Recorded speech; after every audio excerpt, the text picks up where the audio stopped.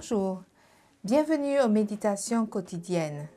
Aujourd'hui, quand Dieu se tait.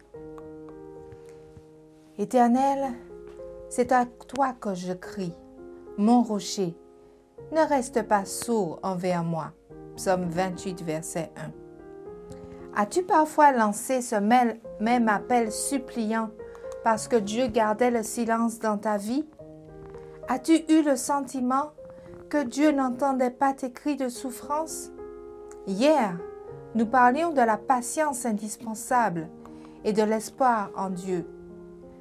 Comment y parvenir en ces jours d'angoisse, quand nous brûlons d'entendre la voix de Dieu et que nous ne percevons que son silence? Selon les érudits, David écrivit le psaume 28 alors qu'il se trouvait en plein milieu d'un tourbillon de tentation.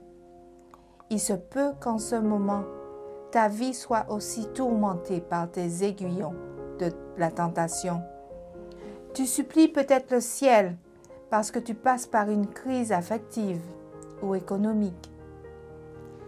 Peut-être que tu ne te souviens même plus comment on se sent quand on est en bonne santé ou tu as perdu l'occasion de poursuivre tes études en vue de la carrière dont tu rêvais. Les jours d'attente se transforment en prison. Tu appelles, tu recommences à lancer ton cri vers Dieu, mais rien ne change.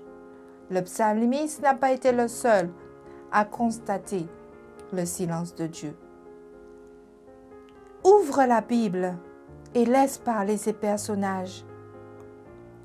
Abraham et Sarah attendirent bien des années la réalisation de la promesse d'un fils. Les cheveux de Siméon et d'Anne blanchirent avant qu'ils n'aient la joie de prendre dans leurs bras le Messie promis. Ta liste s'allongera si tu prends le temps de chercher les hommes et les femmes de la Bible qui ont passé par des circonstances semblables aux tiennes. Mais n'oublie pas une chose, tous reçurent la promesse divine. Tout comme David, ils entendirent l'apparent silence de Dieu et purent finalement s'exclamer « Béni soit l'Éternel, car il écoute la voix de mes supplications. » Te rends-tu compte?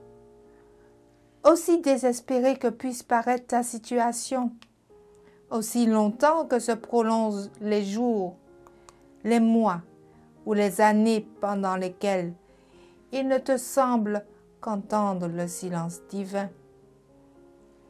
Dieu perçoit le son de tes prières. Dieu ne cesse d'être un rocher. Quand Dieu se tait, c'est qu'il œuvre en ta faveur. Bonne journée et à demain.